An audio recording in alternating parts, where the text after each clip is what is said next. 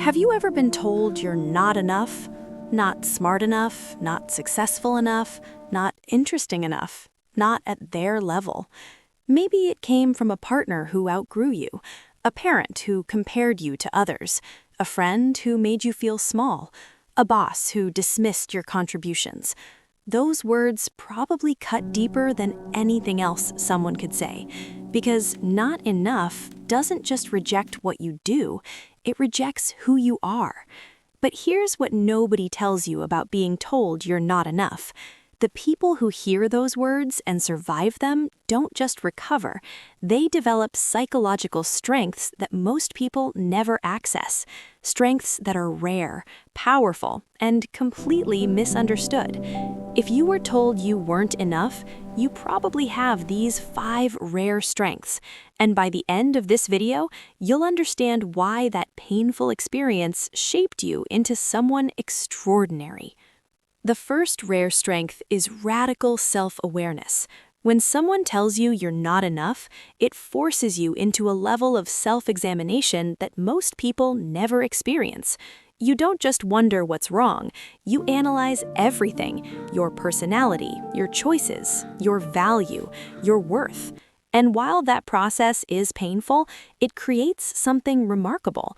Psychology shows that people who experience significant rejection develop what researchers call metacognitive awareness. That's the ability to think about your own thinking, to observe yourself objectively, to understand your patterns, triggers, and behaviors at a depth most people never reach. Most people go through life on autopilot. They react without reflection. They repeat patterns without awareness. But you've been forced to examine every part of yourself, and that self-awareness becomes a superpower. You understand why you react the way you do. You recognize your triggers before they control you. You see your growth edges clearly. You know yourself in a way that people who've never been rejected simply can't. Think about it this way.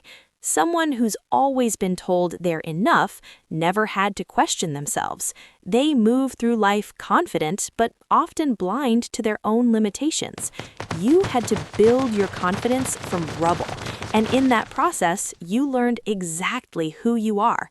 Not who people say you are, who you actually are. That's rare, that's powerful, and that's a direct result of being told you weren't enough. The second rare strength is emotional resilience that goes beyond survival. When someone tells you you're not enough and you don't completely fall apart, you prove something to yourself. You prove you can withstand emotional devastation and still function. Research indicates that people who experience and process significant emotional pain develop what psychologists call stress inoculation. Essentially, surviving one major emotional blow prepares your nervous system to handle future challenges more effectively. You're not just resilient in theory, you're battle-tested. But here's what makes this strength rare. Most people confuse resilience with hardness. They think being strong means not feeling pain. But your resilience is different. You felt everything: the shame, the inadequacy, the heartbreak. You didn't numb it or deny it. You walked through fire and came out the other side still soft enough to feel, but strong enough to survive. That combination is incredibly rare. You can sit with discomfort without being destroyed by it. You can feel rejected without believing the rejection defines you. You can hear criticism without internalizing it as truth. And that emotional flexibility, that ability to bend without breaking, is something most people spend their entire lives trying to develop. You earned it the hard way, through pain, through doubt, through rebuilding yourself piece by piece. And now you carry a strength that can't be taught in therapy or learned from books, only lived. The third rare strength is boundary intelligence. When someone tells you you're not enough, they're often really saying you're not enough for their needs, their ego, their version of success. And when you finally understand that, something shifts. You stop contorting yourself to fit other people's expectations. Psychology shows that people who experience dismissal or rejection often develop stronger personal boundaries than those who've always been accepted. Because acceptance can make you complacent. You don't question whether relationships are healthy if everyone keeps choosing you. But rejection forces a reckoning. It makes you ask the hard questions. Is this person good for me? Am I shrinking myself to fit their vision? Am I accepting crumbs because I'm afraid of being alone? And once you start asking those questions, you can't go back to unconscious people-pleasing. You develop what researchers call discernment, the ability to distinguish between relationships that nourish you and relationships that diminish you. Here's what that looks like in practice. Someone disrespects you, and instead of immediately wondering what you did wrong, you recognize their behavior says more about them than you. Someone tries to make you feel small, and instead of shrinking, you create distance. Someone demands you change to meet their standards, and instead of complying, you walk away. That's not coldness, that's boundary intelligence, and it's rare because most people are so afraid of being alone that they'll tolerate almost anything. You learned the hard way that being alone is better than being with someone who makes you feel not enough, and that wisdom protects you in ways most people never experience.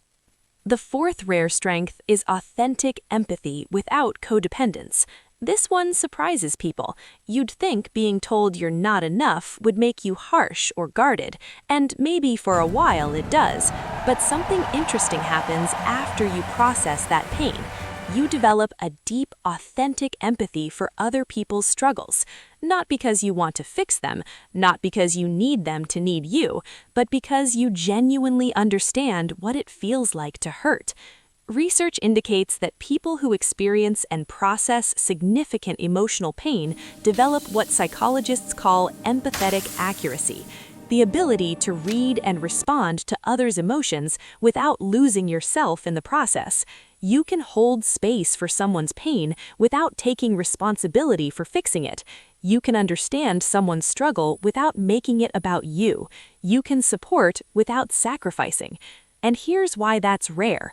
Most empathy falls into two categories: surface-level sympathy that doesn't really connect, or codependent caretaking that crosses boundaries. But your empathy is different. You know what real pain feels like, so you don't minimize it. You also know that everyone has to do their own healing work, so you don't try to rescue people from their consequences. You can sit with someone in their darkness without needing to be their light. You can validate someone's feelings without agreeing with their choices.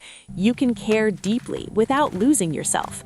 That balance between compassion and boundaries is something most people never figure out. You earned it the hard way, through pain, through doubt, through rebuilding yourself piece by piece. And now you carry a strength that can't be taught in therapy or learned from books, only lived. The fifth rare strength is an unshakable sense of intrinsic worth. This one takes the longest to develop, but it's the most powerful. When someone tells you you're not enough, they're measuring you against external metrics: status, success, achievements, social value. And if you believe them, you spend years trying to prove your worth through those same external measures. But at some point, something clicks. You realize that worth based on external validation is always conditional, always fragile, always one failure away from collapsing. Psychology shows that people who rebuild their self-worth after significant rejection develop what researchers call internal locus of evaluation. That's the ability to use your own thoughts and feelings to judge your own worth, not to rely on other people's opinions. And that's incredibly rare in a world built on comparison and performance. Here's what that looks like in practice. Someone criticizes you, and instead of spiraling, you consider whether the criticism is valid and either adjust or dismiss it. Someone brags about their success, and instead of feeling inadequate, you genuinely feel happy for them without measuring yourself against them. Someone tries to make you feel small, and instead of shrinking, you recognize they're projecting their own insecurity. You stop performing for validation. You stop contorting yourself to fit other people's standards. You stop needing external proof that you matter, because you know deep in your bones that your worth isn't up for debate. It's not determined by your salary, your relationship status, your achievements, or your social media following. It just is. And once you access that kind of worth, the kind that can't be given or taken away by other people's opinions, you become fundamentally unshakable. Not because nothing hurts you, but because no one can convince you you're worthless. That's the rarest strength of all, and it only comes from being told you weren't enough and choosing to prove to yourself, not to them, that you are. So if you were told you're not enough, I need you to hear this. Those words weren't the truth about you. They were a reflection of someone else's limitations, fears, or inability to see your value. But the